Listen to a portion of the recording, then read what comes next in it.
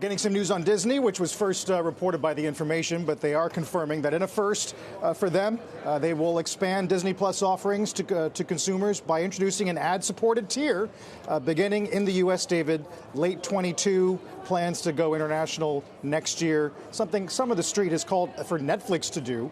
But we'll see what it means for Disney. Yeah, well, I think the end of the release is perhaps the most interesting line. The ad-supported offering is viewed, this is their opinion, as a building block in the company's path to achieving its long-term target of 230 to 260 million Disney Plus subscribers by fiscal year 24. That is a lot of what Disney will continue to be judged on, despite the fact that obviously it's a lot more than just direct-to-consumer. It's a studio, it's theme parks. It's still ESPN, which produces a prodigious amount of cash flow, which helps, by the way, with what is a fairly large amount of debt. Sometimes we forget how much debt they took on 2 years ago. The dividend. Remember when they ran into the heart of the pandemic there and everything had to close.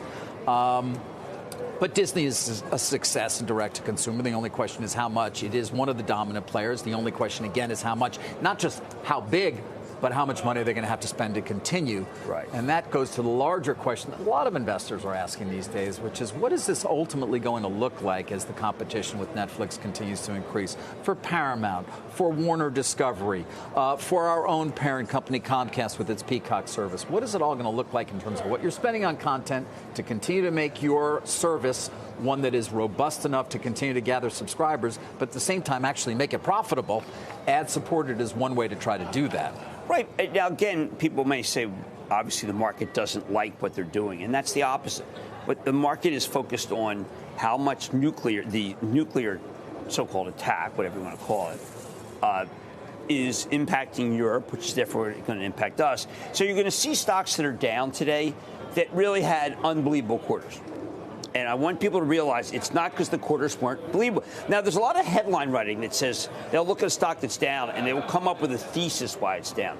Well, the thesis is pretty simple. We're linked with Europe. We're linked with Russia. And when the smoke clears, or the radiation clears, if they ever do something like that horrible, we'll be saying, okay, who did well? And you'll look at Disney, you'll say, that was a good idea. Maybe we go back to Disney. Because Disney was down $2, and now it's only down $1. I'm not grasping at straws. I'm saying that please look at through the prism of Europe, which is down horribly, and then make your decisions. Realize that there's some great opportunities.